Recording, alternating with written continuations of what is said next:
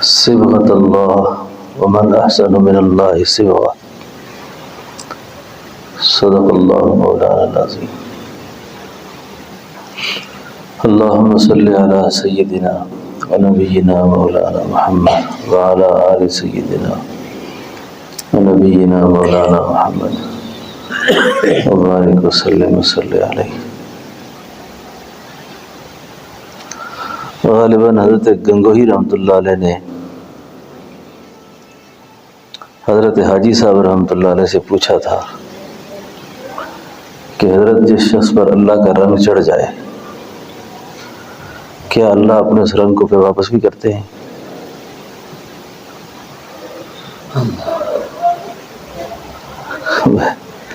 نقطہ سمجھ آیا آپ کو؟ جس کو اللہ اپنا وصال دے دے کیا اس سے وصل واپس بھی کرتے ہیں؟ تو فرمایا نہیں، جس کو دے دیا دے دیا. تو کہا حضرت میں نے تو دیکھا کہ فلاں آدمی ایسا تھا پھر ویسا ہو گیا. فرمایا وہ پہلے صحیح ویسا تھا، اب کیسے نظر آیا؟ جلال الدین رومی رحمۃ اللہ علیہ جن پر اللہ کا رنگ غالب تھا، اللہ کی محبت غالب تھی. اللہ کی محبت میں بے شمار دفتر لکھے. وہ فرماتے ہیں کہ اللہ کا رنگ جو ہے، اللہ کی محبت،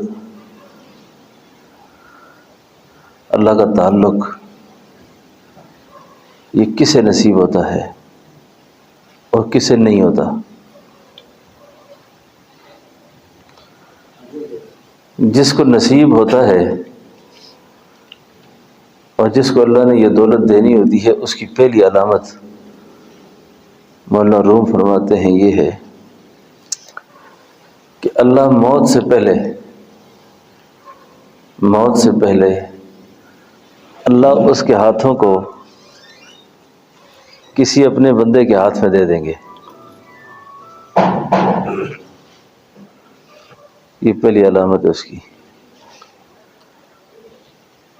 کیونکہ ہاتھ میں دینا یہ تو ایک اس بات کی علامت ہے کہ یہ کبر سے دستبردار ہو کے آیا ہے، اپنے آپ کو چھوٹا سمجھ کر آیا ہے. اگر اس میں بڑائی ہوتی تو نہ آتا،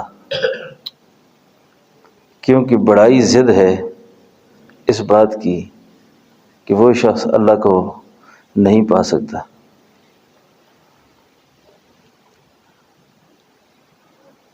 وہ شخص اللہ کو نہیں پا سکتا جس کے اندر رائی کے دانے کے برابر بھی تکبر ہوگا، بڑائی ہوگی.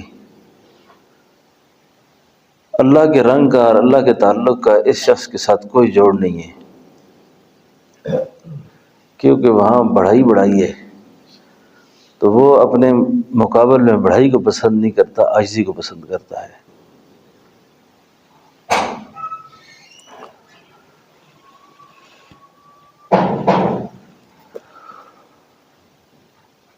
کیا بات کر رہے تھے؟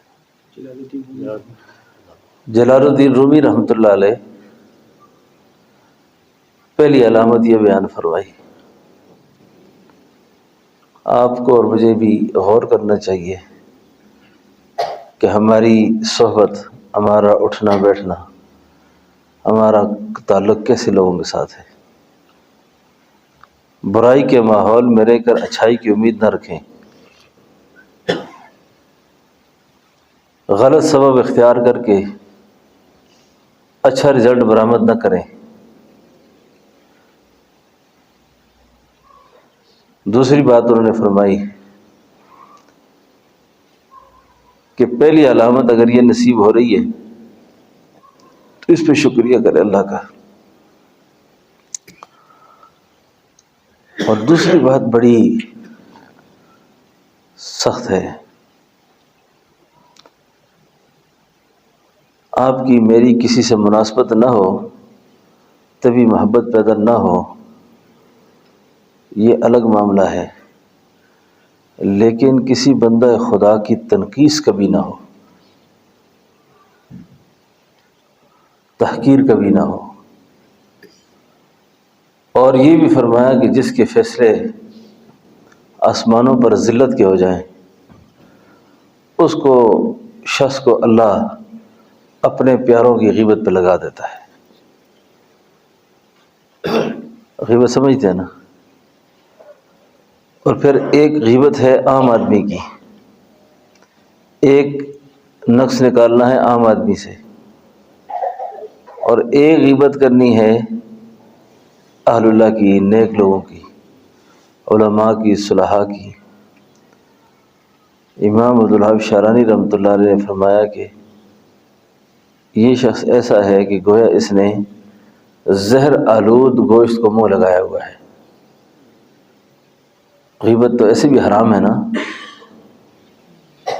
لیکن اہل ذکر کی غیبت، اہل علم کی غیبت، اہل دعوت کی غیبت، اہل قرآن کی غیبت، ان کے نقص نکالنا اس طرح ہے جس طرح کسی گوشت کے ساتھ زہر لگا ہوا ہے اور اس نے اس گوشت کو منہ لگا دیا ہے۔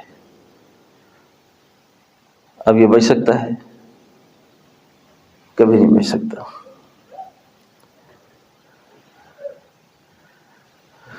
اب اللہ کا رنگ غالب آنے کی علامت کیا ہے کہ مجھ پہ یہ رنگ غالب ہے یا نہیں ہے، رنگ چڑھنے والا ہے کہ نہیں ہے، کتنا چڑھا ہے؟ اس پہ ایک بات ذہن میں رکھیں، بعض اوقات آدمی تسبیحات زیادہ کر سکتا ہے، کبائر کی موجودگی میں مراقبہ نہیں کر سکتا، یہ ذہن میں رکھیں۔ قلب کا ذکر نہیں کر سکتا۔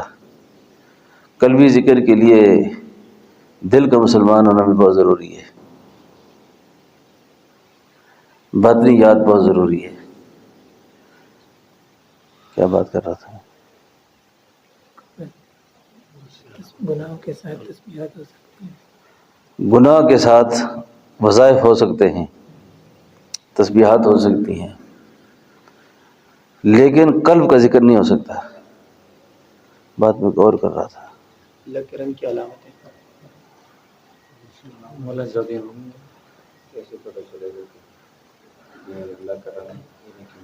کیسے پتہ چلے گا کہ یہ مجھ پر رنگ چڑھ رہا ہے؟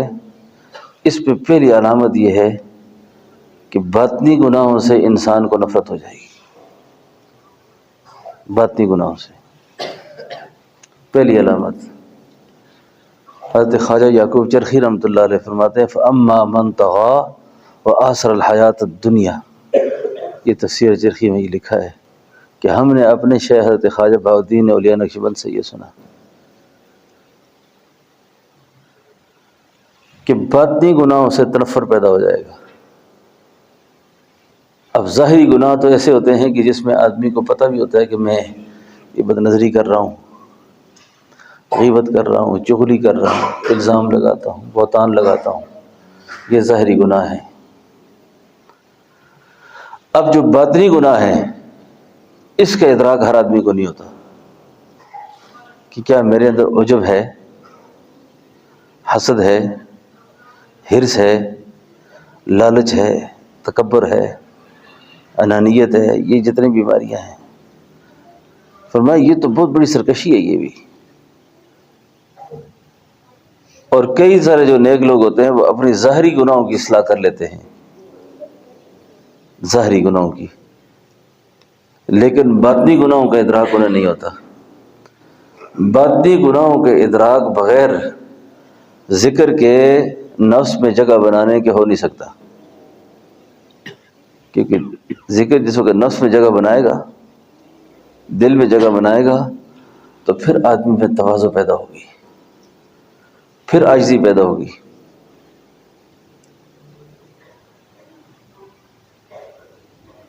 اب مجھے پتہ کریں نا، آپ اپنا پتہ کریں خود کہ ہم کہاں کھڑے ہیں اس وقت، ہم کس جگہ پہ ہیں۔ اپنا آپ کو آپ خود پہچان لیں گے کہ مجھ پہ ابھی اللہ کا رنگ کتنا چڑھا ہے، اور اللہ کے رنگ جن پہ چڑھتے ہیں ان کی یہی علامتیں ہوتی ہیں جو میری ہیں۔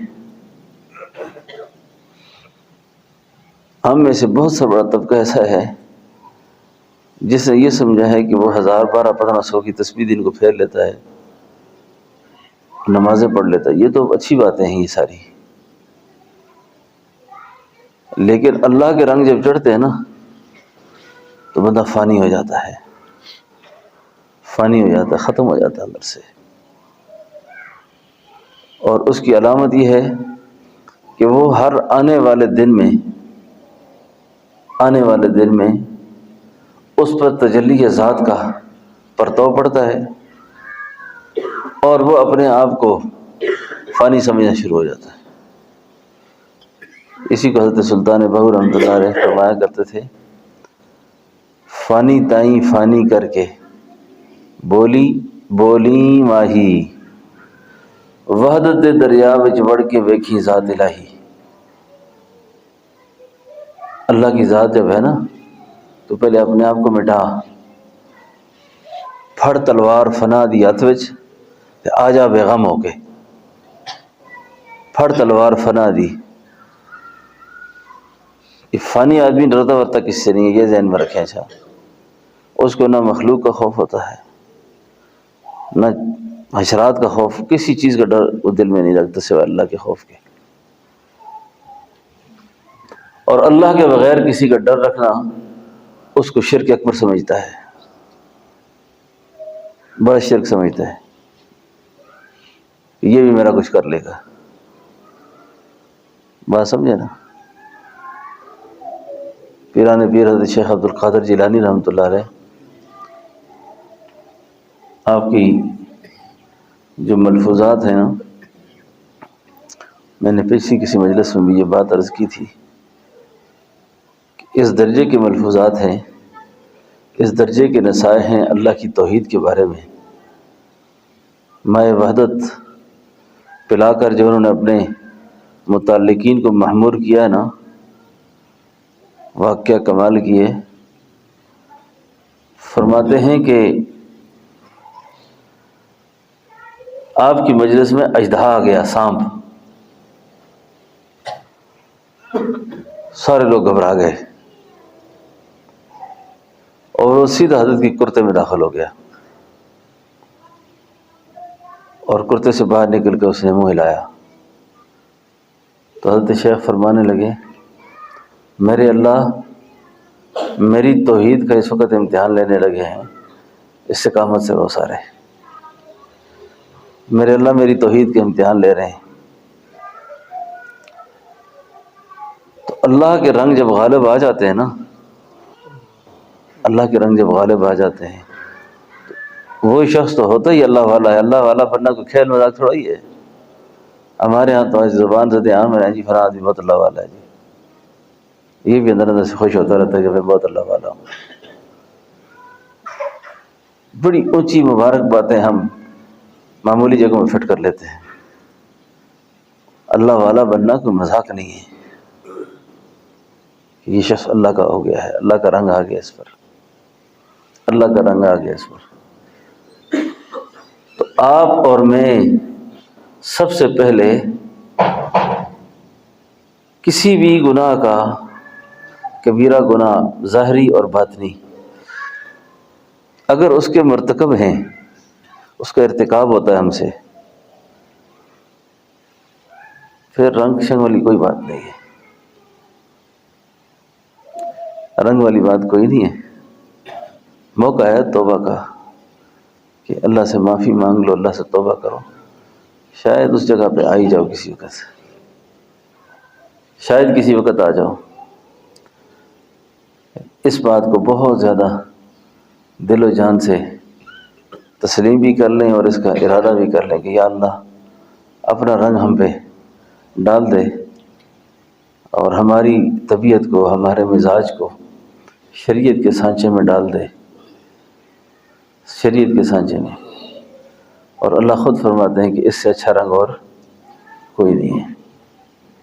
کتنا تاریک ہے گناہگار کا عالم، کتنا تاریک ہے گناہگار کا عالم، دل انوار سے معمور ہے، ابرار کا عالم. گناہ کر کے کوئی آدمی خوش نہیں رہ سکتا، یہ ذہن میں رکھے. نیکی کر کے کوئی آدمی غمگین نہیں رہ سکتا، یہ بھی یاد رکھے. نیکی کر کے غمگین نہیں ہوگا کبھی بھی، اور گناہ کر کے خوش نہیں ہوگا کبھی بھی. ایک بزرگ تھے، فرمایا کرتے تھے کہ جب آپ اپنی جسمانی صحت کے اندر جب کوئی تغیر پاتے ہیں نا تو سمجھ جائیں کہ آپ کی خوراک خراب ہے، کو کھانے پینے کا مسئلہ ہے سارا. اور روح میں بے چینی دیکھیں نا تو سمجھ جائیں کہ کوئی معاملہ اللہ کے ساتھ گڑبڑ ہے. اور جسم کی خرابی کا زیادہ نقصان دنیا میں ہی ہے، یہ دنیا کے ساتھ ہی تعلق رکھتا ہے. لیکن روح کا بگاڑ یہ موت کے ساتھ اور مرنے کے بعد کی زندگی کو تباہ کرنے والا ہے.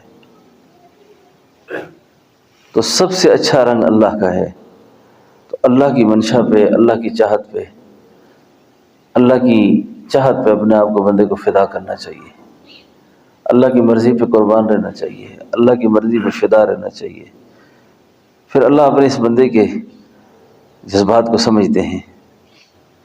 ہمارا ایک بڑا المیہ یہ ہے کہ ہم نے ہر بات کو تقدیر کے حوالے کیا ہے. تقدیر کا مطلب یہ ہے کہ سمجھا ہم نے کہ ہم سارے مجبور محض ہیں. بڑی اچھی بات کسی عالم نے لکھی، تقدیر نام ہے اللہ کے علم کا. تقدیر نام کیا ہے؟ اللہ کے علم کا. اور اللہ نے اپنے علم کو محدود نہیں رکھا. وَعَلَّمَ آدَمَ الْأَسْمَاءَ كُلَّهَا، سکھایا اللہ نے، سارا علم سکھایا اللہ نے. پتہ اللہ کو کہ یہ کرے گا، یہ کرے گا. لیکن اللہ نے مجبور نہیں کیا کسی کو بھی کہ یہ مجبور ہے جو بس.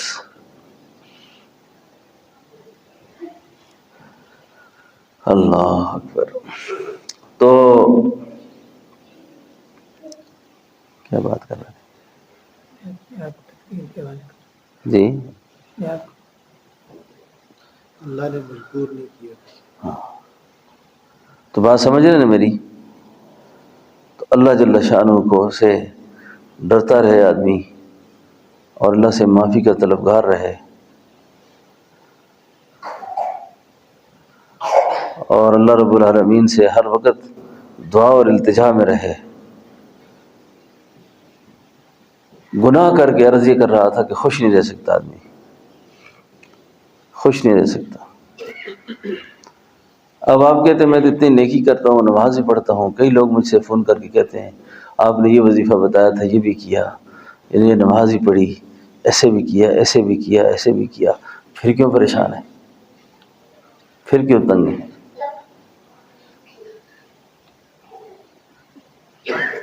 یہاں تک کہ ایک صاحب نے مجھے کہا کہ میں 1 سال کی تبلیغ کے کام کی نیت مانی، منت مانی کہ میں جاؤں گا، لیکن پھر بھی میرا مسئلہ حل نہیں ہوا، پھر بھی میری باطن سے وہ دور نہیں ہوئی، پھر بھی قلبی غفلت میری ختم نہیں ہوئی. تو یاد رکھیں کہ گناہ کی موجودگی میں ایسا ہو نہیں سکتا.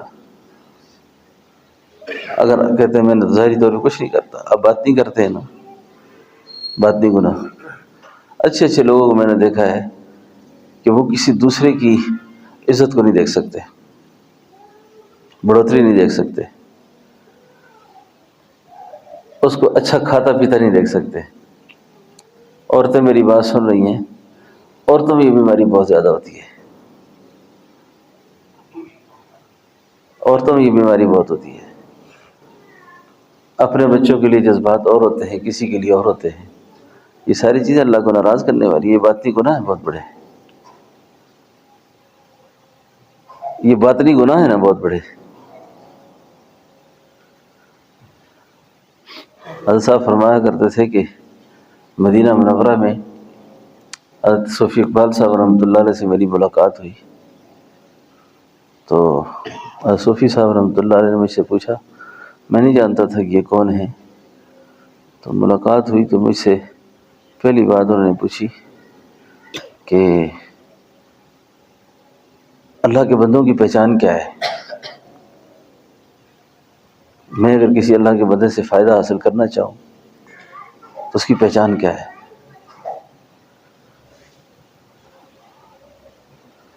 تو حضرت فرماتے ہیں کہ میں سمجھ گیا کہ بندہ کو ٹھیک ٹھاک ہے،